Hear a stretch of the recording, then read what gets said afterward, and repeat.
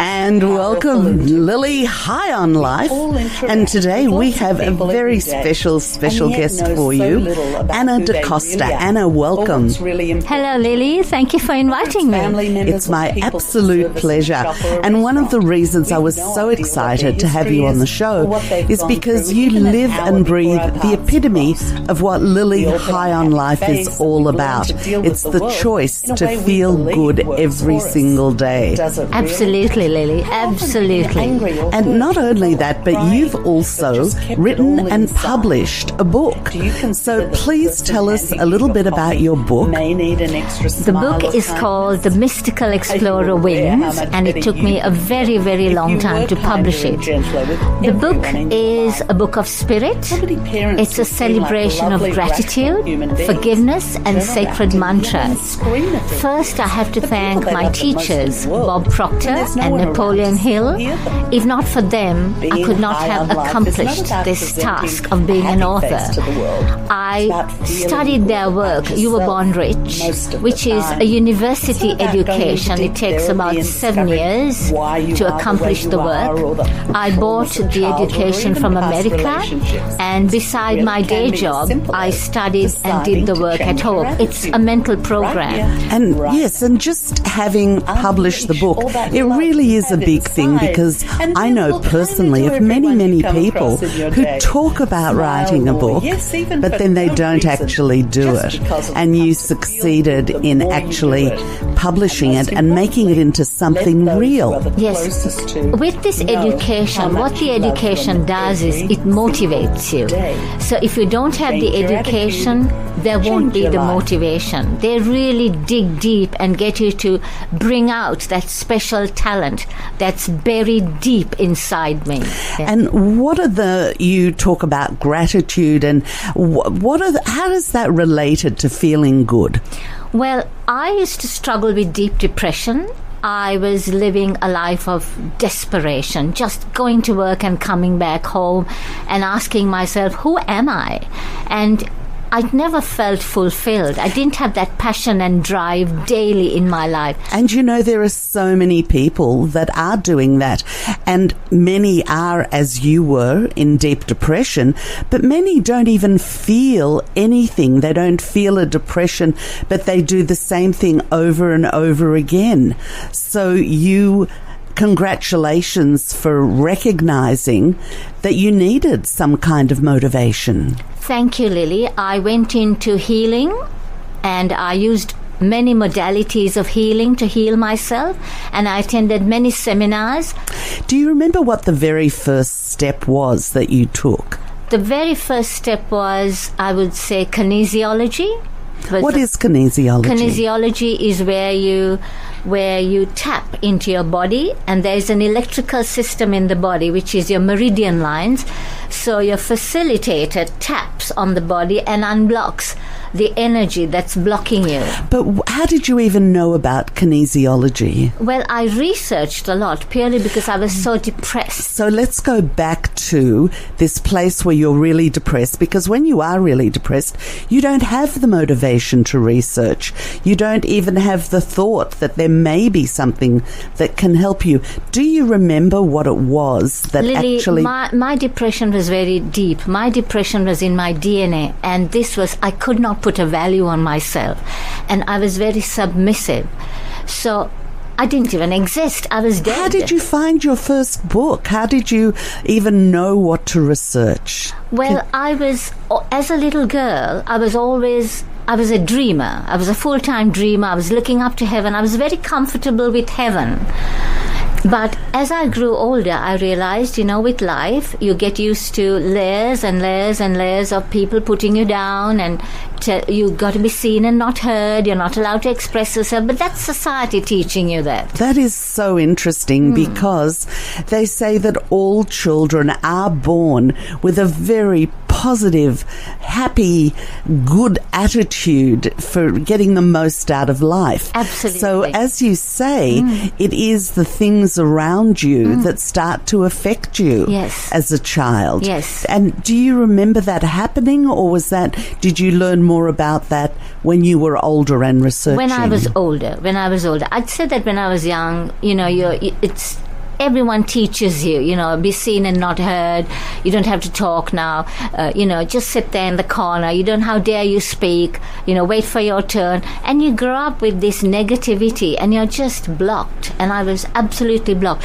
But I started struggling with health issues in my adult years, and there were panic attacks, anxiety attacks, completely out of control, and I was having relationship issues.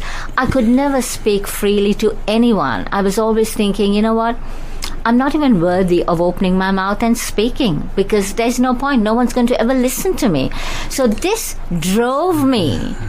struggle drove me to self-discovery. And I have to ask you as well, do you think that anybody who was close to you and around you would even have known that you were feeling this way about yourself? Not this depth.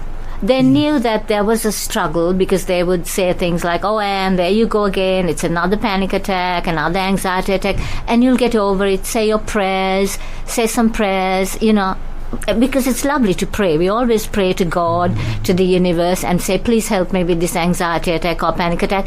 But this stuff never actually goes away. It goes in cycle, and it comes back, and it gets you every time.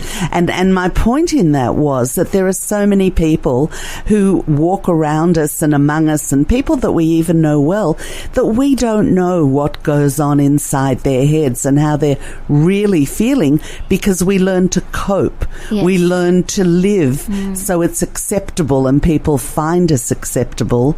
But deep inside us, there are things that we don't even know how to share, which is why your book is just so important. Thank you. And this anxiety attack and panic attacks I'm talking about is just not daily living, but there are deep issues like, how do I find a job? How do I keep my job? Will I lose my job? How do I pay my bills? How do I find someone to love me? And then we are constantly looking for people to love us and approve of us at home, at work, with our family members, our friends, our relatives. We're looking for boyfriends, girlfriends, and this lack of love is just a disease. Whereas once you study this work, this powerful education, the love is inside you, and the spirit, you just live with the spirit. Yes, and this is such an important concept, that self-love. Once you learn to love yourself, then everything else is a huge bonus and certainly welcome. But loving yourself is the most important thing of all.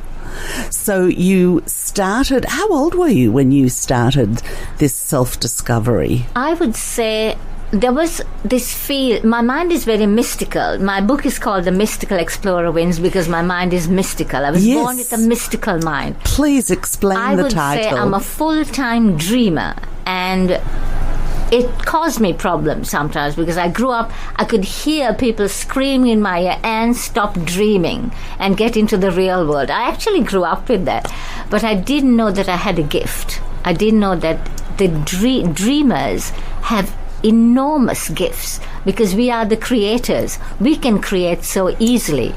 But as I grew into my adult years and I realized that this was a gift, and I got into Bob Proctor and the seminars and Napoleon Hill, they just teach you about your five senses. There's so much that we don't know about the faculties of the human being, which is our five senses, which is hear, touch, taste, smell, and see. And once we develop these five senses, we develop the intuition.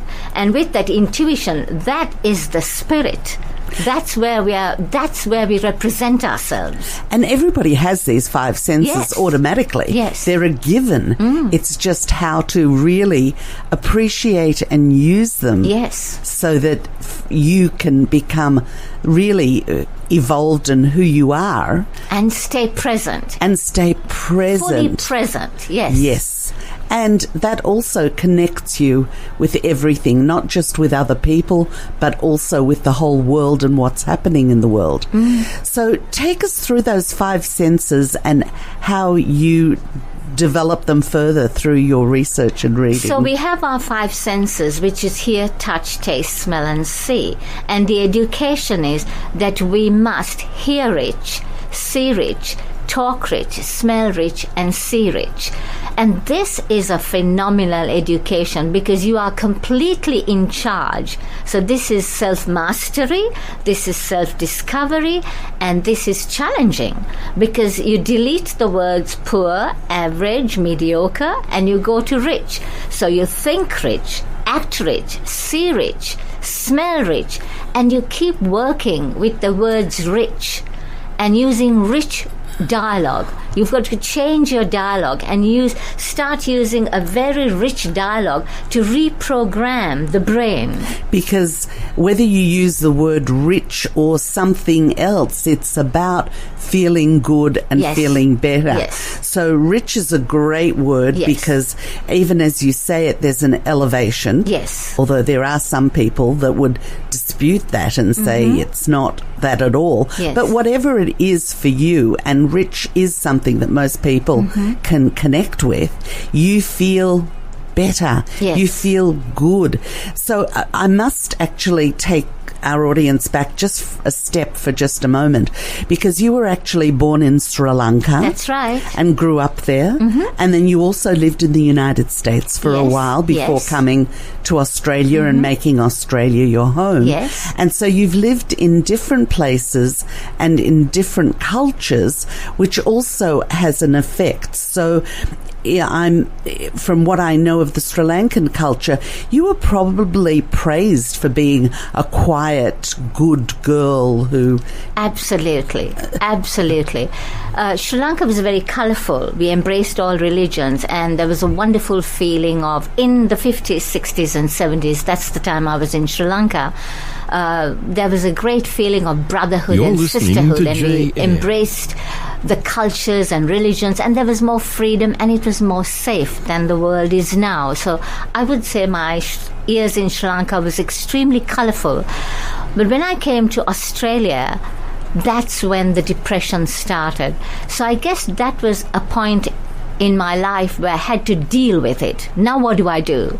So I could continue living that life of desperation and go into medication and, just living like what else do I do? I'll just continue the way I am.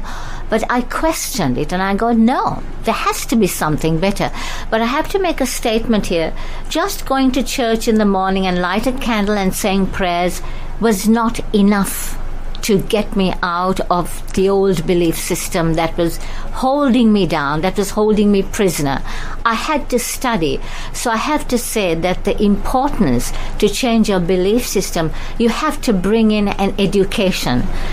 You have to study something. It's like a subject. You have to study positive thinking. You have to study self-growth and motivation.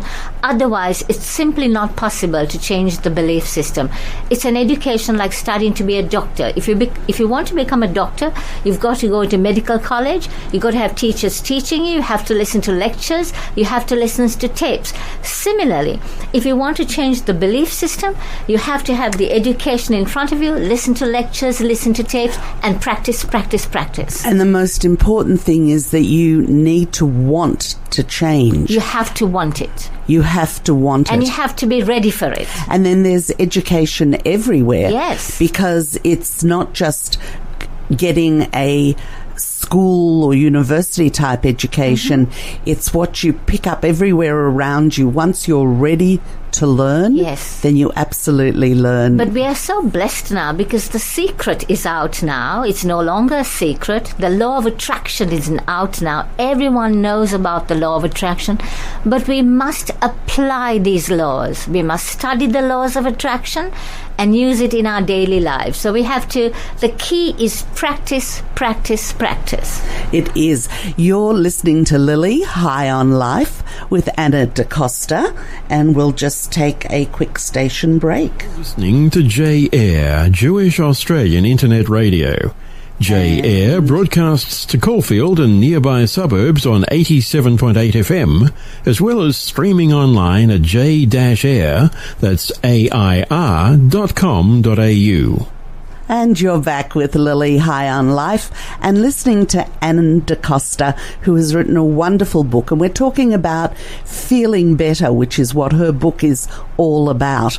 And her journey through this has been an absolute delight, with very serious learning into subjects like kinesiology and history and all about the brain and the body and the soul. So, Anne, you were saying just before that that your study took you into a lot of really interesting places.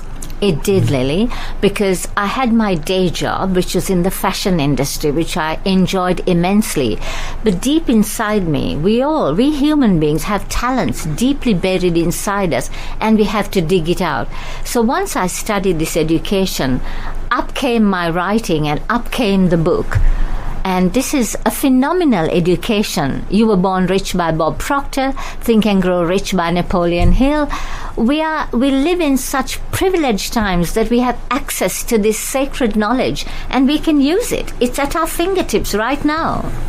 And also, the backgrounds that you had, where you came from Sri Lanka, you lived in America, you lived in Australia, all of these different backgrounds added to who you were as a person when you received this as well.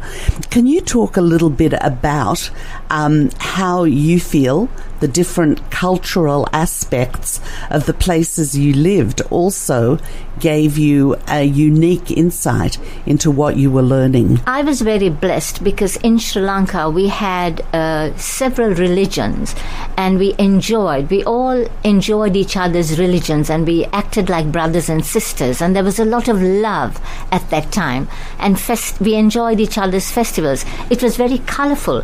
So culturally my mind was rich.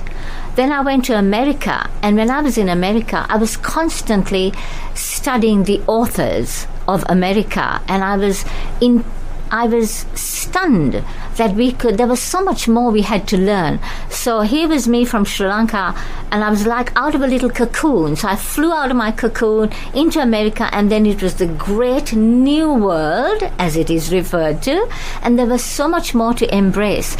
And then I was always absorbing it quietly. And then I came to Australia, and then it was time to do the work. I call it the inner work.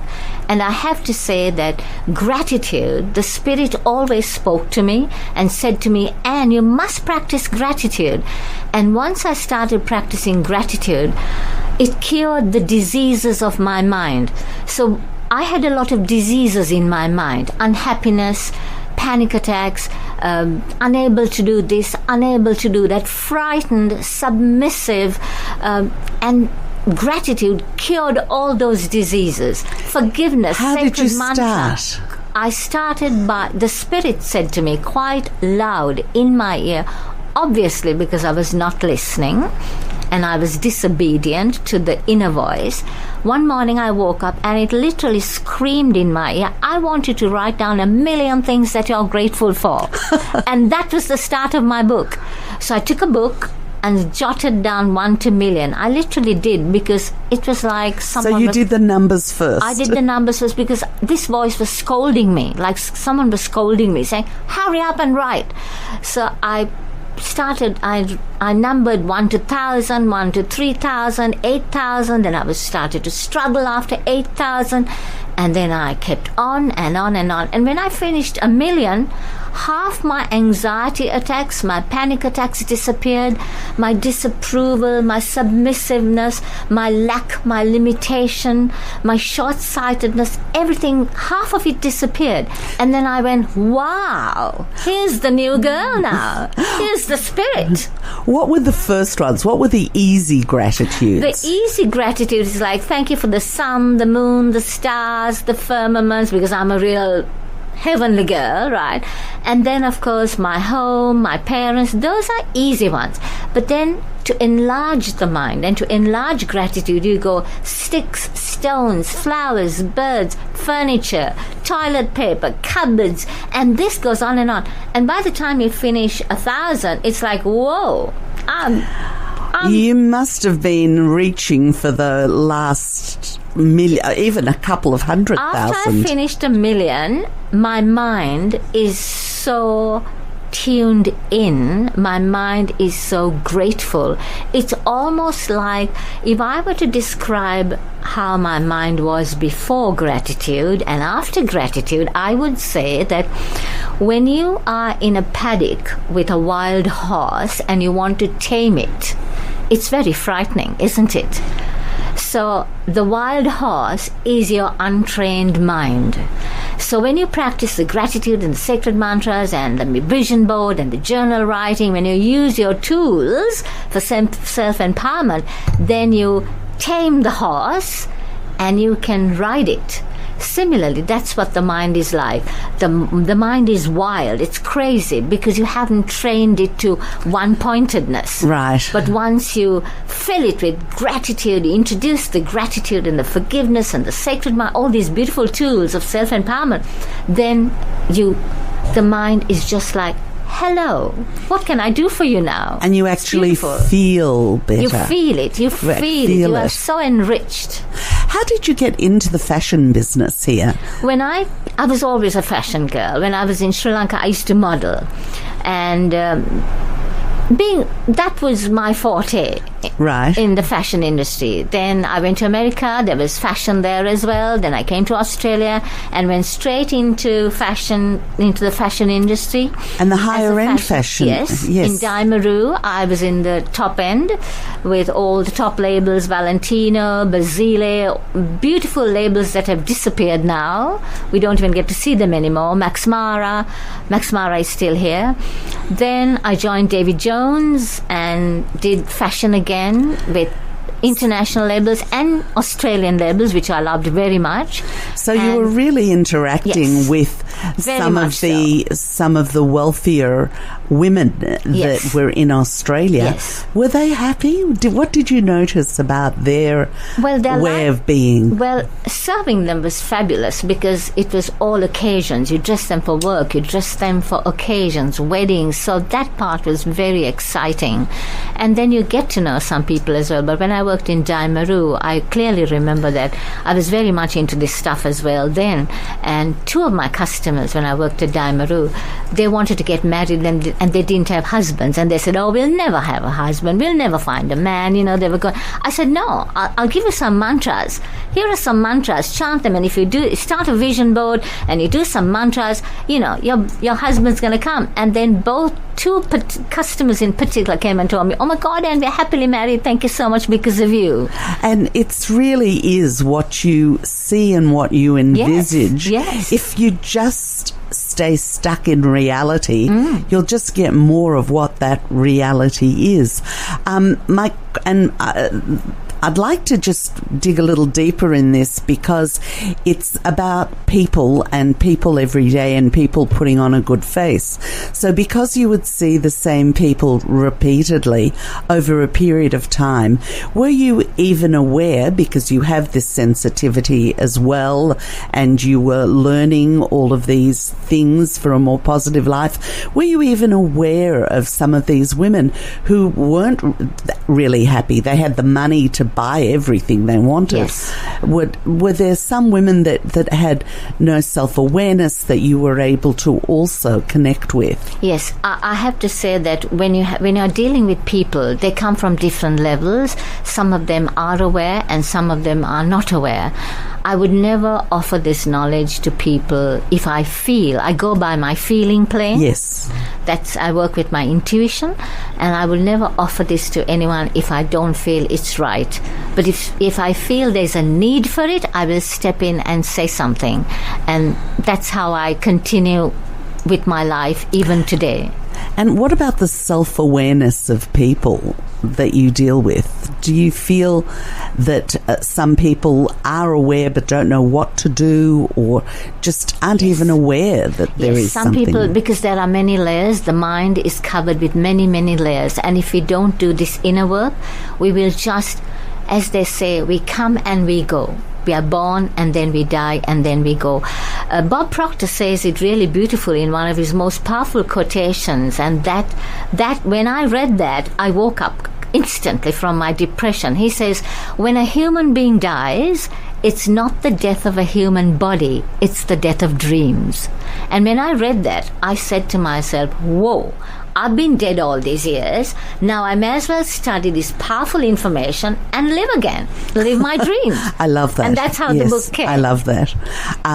My mother is a very positive person, but every now and then people have their moments, and she tells me I live in Fantasyland. Oh, I love Fantasyland. And that's what I say to her. I say, come join me in Fantasyland. Yes. If you don't like it, you can always go back, but at least come have a good time for a little while. Yes. Very few people realize that Fantasyland is important, because I have been accused. There are people who don't like me as well, and that's fine, because not everyone has to like me. And people who don't like me say things like, oh, you're so deluded, Anne, you live in Fantasyland. And I go, okay, right, but I live a different life to you, and I don't, and you know what, I don't even have to say it, because these people are just walking around judging. Judgmental. That's all they do. And the truth is that it's not that they don't like you, it's that they're talking about themselves. Yes. Because what you reflect to others is what's going on inside of you. It's their mirror. It's their mirror. And when you're, you know, we live on this vibrational plane where the law of attraction is like is attracted to like. So those people that are on a different plane and they see you happy, they see you at peace, they see that you're feeling good, they have no way to relate to that. Yes. They have no way to relate. Yes, because they don't have this knowledge. They haven't dug deep to find it, and they're not ready for it. Some of them are clearly not ready for it. That's it. They're not ready for it. Yes. You cannot give this to anybody. You can't force this on anyone. You have to be ready for it. Because it's quite scary. And I do understand it, because to receive this information, it's very challenging, because you're taking responsibility for yourself. And taking responsibility for yourself, your thoughts, is the your key. Words, is the key. Because when you take responsibility, you cannot be a victim. You're no longer a victim. And then you go and you ascend. I love this word, ascension. Ascension. It's your ascension into self-mastery. And also, even on the simplest level, when you take responsibility and you say, I said this or I thought this, then you can change it. Absolutely. If you're a victim, you can't change it if it's somebody else. Yes. Once taking responsibility is being able to change everything in your life. Yes. And the most wonderful thing about this knowledge that I studied, Lily, is that now it's been, I would say, I really put my head down and took on this huge challenge. I took it seriously from 2007 onwards. I started in 2002 attending seminars from America, but then I went on 2002. It quietly went into, the understanding was getting bigger and wider and more graphic. And then when I came to 2007, it was like, that's it. I'm doing this. There's no going to the left, no going to the right. This is my life path. This is my life direction. This is what I'm going to do. And now I'm enjoying this time, because now in 2020, I never believed that I would say this, Lily, but I'm sharing this with you. The seeds have sprouted. I love that. I love it. And the most wonderful thing about living what you believe is that when people are ready, they will come to you, because they can see that you've consistently been doing the same thing and you feel good. And they say, okay, now I want to feel good too. Yes. I want to feel good like her. So it's leading by example that is the best way to share anything. It is a very powerful way to live, and this is the greatest gift. I dedicated my book to my daughter, because my gift to her as a mother is lead by example. And this is, to me, the most powerful song is Annie Lennox, Sisters Are Doing It For Themselves. I love that song. So this is for me and my daughter, this book, and this is my gift to her. Well, it's a fabulous motivation to do anything is for your children. You want a better life and a better world for them to come into. Absolutely. My guest today is Anna da Costa. You're listening to J-Air 87.8 FM and Lily High on Life. Anna, thank you so much. Let me just go back a little bit. You spoke about how there are things that you realized about your childhood once you got older or once you started studying this. I'm in two minds about this, so let's discuss it. Things that happen in your childhood, there's the here and now, and you go forward from there. That's the easiest thing. Whatever happened in the past is in the past, and today you have a choice to make different choices and have a better future. So your parents got divorced when you were quite young, and this left some scarring and some things also that you discovered as you were going through these, through the education you are now getting. I'd like you to talk about that and what you found and discovered later in life, but also let's discuss the fact that is it really necessary to uncover the pain? Is it really necessary to know about it? Because you've studied a lot more than I have. Lily, that's a very good, important point you're making. Initially, if you don't have this education, then you are stuck in the past and you're always lamenting, oh, I should have had a better life. I should have had a better mother. I should have had a better father. And you're constantly blaming your parents. You're constantly blaming your teachers who taught you, the environment you grew up in, or the relatives were bad. Because look, this is everybody's story, right? So if we don't do the work, then we are stuck in the past and we will never stay present and we will never go to the next level of our life direction, or we will never get on our life path. So if we want to get on our life path, we have to study this beautiful education that's free, and gratitude is free. Forgiveness is free. Forgiveness has two parts. The reason I say this is because one is you forgive your enemies and let them go, because look, this is part of life. We all hurt each other. Just let it go. It doesn't mean you love them. No, it doesn't mean and you don't no longer have to meet them and have coffee with them, but you just let it go. And let it go means you don't talk about it anymore. So it's not important. It should be of very little importance to you. And when you do this, when you practice gratitude, but part two of forgiveness is very important. The forgiveness, the true meaning of forgiveness is you forgive yourself for your sins, and your sins are sins of poverty thinking and poverty talking. So it's poor talk and poor thoughts. That is the greatest sin on earth.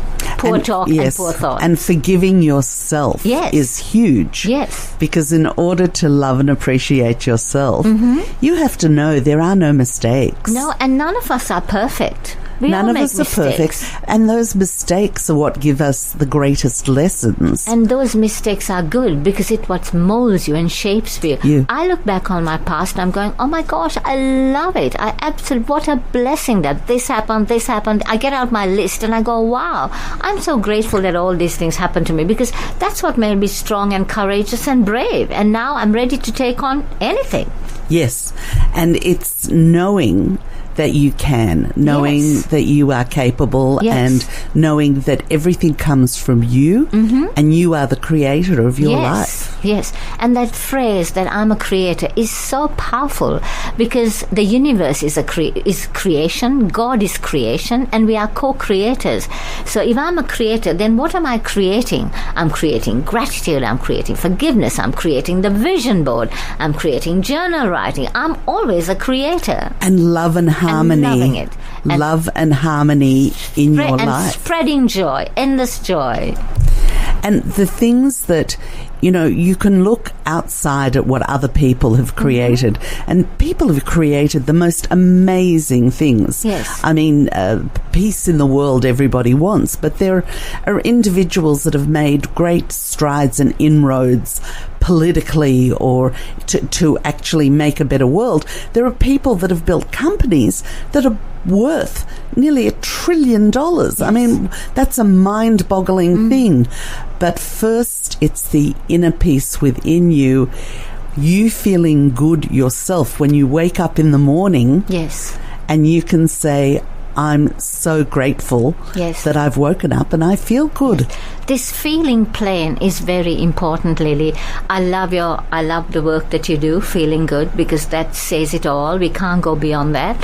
And the feeling plane is so important, because if we want to prosper in life and we want to really feel, we want to go to the next level, which is greater happiness, greater understanding, more wisdom, sacred knowledge, and we want more of that, and we want to become rich human beings, we first start with the feeling plane. Do what makes us feel good about ourselves. And we know intuitively, I can't do this, I shouldn't do this, and I should do this. So we should select what is it that makes us feel good and just grow with that, and grow with that without the shoulds. Yes. I know you did a lot of research into the mind and how the mind affects how we look at the world and what we think. Talk a little bit about NLP and some of the mind. To me, this is a fascinating subject. The mind is a very powerful instrument. It is the most precious and the most powerful instrument that we all possess. The mind is like a secret garden. So what we have to do is we have to plant seeds of success, gratitude, forgiveness, and then we have to water it with gratitude and forgiveness. So we plant seeds of success and prosperity, and we carefully nurture the soil, and we watch it, and we have to be careful of the storms and the winter and the cold chills and the hot blazing sun. So in spite of all those weather conditions, we have to nurture our plants, and then nurture the seeds, and then the seeds will sprout. And the most interesting thing that I found is that the mind doesn't really distinguish between reality and our fantasies.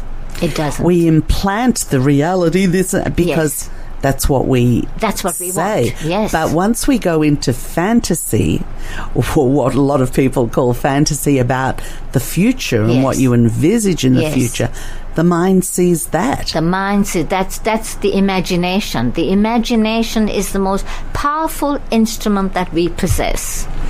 Because anything your mind can conceive, it can achieve. Exactly. It can achieve. And that's the secret. And the example that I always give is putting a man on the moon. Yes. For goodness sake. Yes. Look at everything that has to go into actually putting a man on the moon. It's a lot of work. But it starts with a concept. It starts with a concept. That's it. So talk a little bit about vision boards, because I know they're very big in one of the things that you The vision board purport. is massive. It is all important. Now, for example, you'll get lots of people, 80% of the world's population right now are worried about their jobs and worried about how to make money to pay their bills. And this is a big issue. Then they've also got relationship issues. Don't get on with the parents, can't find a boyfriend, can't find a girlfriend. It's endless worrying. So what we are needing is some tools to really get on our path and be rich human beings, to be successful, for daily living.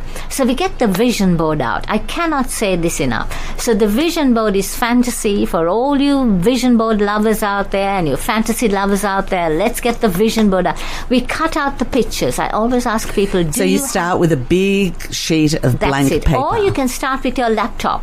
You get into your laptop, or a piece of board, and then you cut out pictures of exactly what you want, and it's got nothing to do with money. It's got to be based on fantasy. The big house, the big car, the big job, whatever. But when I say this to people, immediately the first reaction I get is money is not important. People who have money are very unhappy. People who have money are cursed, and then we go down a negative lane again. It's not that. It's when you put it out, when you put out the house and the car. We live in a materialistic world. We're not living in a world without materialism. Yes. We need stuff to live. We need microphones. We need books. We need golf clubs. And it's okay that stuff makes us happy. Of course. That's a good thing. And even when we are asking for a life partner, ask for a good person, a fabulous person. Start with words and pictures. Start creating, because we are creators. We are creators. So we start creating with the pictures. But what people don't realize is that after a while, the mind grasps the picture. Yes. They don't realize it. I ask so many people, do you have a vision board? And 9 times out of 10, they say, I don't have one. And these are educated people. I know. A lot of people think, yes, if you're listening and you're thinking, vision board, are you kidding me? Yes. Don't tell anybody. It can be your secret. It is just your secret. Start one yourself and see. Start one yourself, and you will blow your mind, and your life will change, because then you are using the greatest gift that God has blessed you with, which is your imagination. Yes. And this is the place, this is where the magic happens. And it's about feeling good. Yes. So while you're thinking of things that, even if they never happen, even if you don't believe they will ever happen, once your mind goes to what you want instead of to what you don't want, and your mind is looking at things that make you feel good, happy, instead of things that are depressing you or bringing you down. Hope. It's giving you hope. Hope. Yes. Hope. That's the big thing. We like that word. It's giving you hope. And the other thing that I really wanted to touch on, because our time is going so quickly, but the power of words. The power of words. Every time you say, I can't, you can't. Every time you say something is so hard, it becomes hard. Yes. It doesn't have to. Yes. The power of words is everything, because as you speak, the word leaves your mouth. Your mouth is very important, because the mouth is the entrance to your soul. You shape your life, you shape and mold your life, and everything that you happen is with your mouth. As soon as you open your mouth, out goes the word, and the word goes to the brain. So the brain is the CEO, and then the brain dictates to your entire body and says you can't, you can't, you can't, you can't, you won't, you won't, you won't, and all the negatives. So let's change those negatives into positives. No more negatives. No more negatives. Let's do the positives. And just as important is asking yourself the right questions. Because if, take the example of a bad relationship, why did I choose him? Why did I? No. Ask yourself, what do I want in the next person? Absolutely. What was it about that relationship that I discovered I want? And focus on the things you want, and make the question, where do I find, how do I find someone that has all these positive qualities, somebody that's a good person, somebody with a good sense of humor, somebody that makes me laugh? Yes. I think the word blessing is all important. If you can take everything as a blessing and a learning life lesson, then it's very important. If you're in a bad relationship, it's in a blessing, because you're going to tell yourself, you know what? The next one is not going to be like this. I learned this is what I want from this relationship. Submissive, I was this, I was that, and you know why it was a bad relationship. More so, I want someone that allows me to be myself. But you must write it. You must write it down. You must write the words. Write the words in a way that will bring them to you. Absolutely. Not in, I was too submissive, but as in, the positive words. I know I have a voice. I know I'm a smart person. And I'm worthy of love. And I'm worthy to receive the goodness of life and kind people into my life. Yes, absolutely. All of that.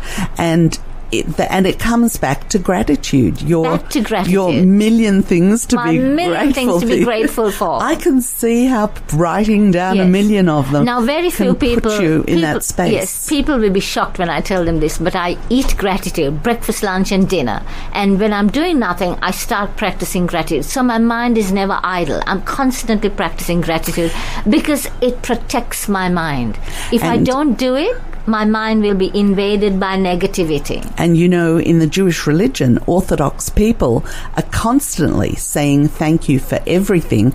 The first thing an Orthodox person does when they wake up and open their eyes is say a prayer of gratitude for waking up in the morning. For life itself. For life itself, before every meal, after every meal. So that's already built in to a Jewish psyche. Gratitude is my DNA now.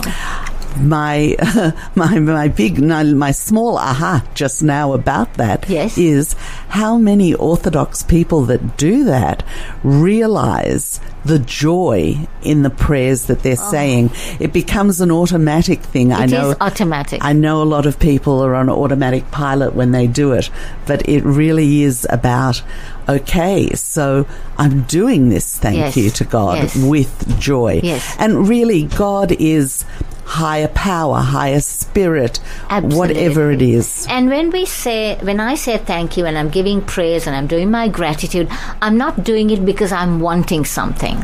No, I'm doing it because it makes me feel fabulous. And that's the best reason. That's the best Anna reason. Costa, thank you so much. And our time is up, unfortunately. We could do another couple of hours on this. Thank you, Lily. The seeds have sprouted. Thank you so much. Thank you.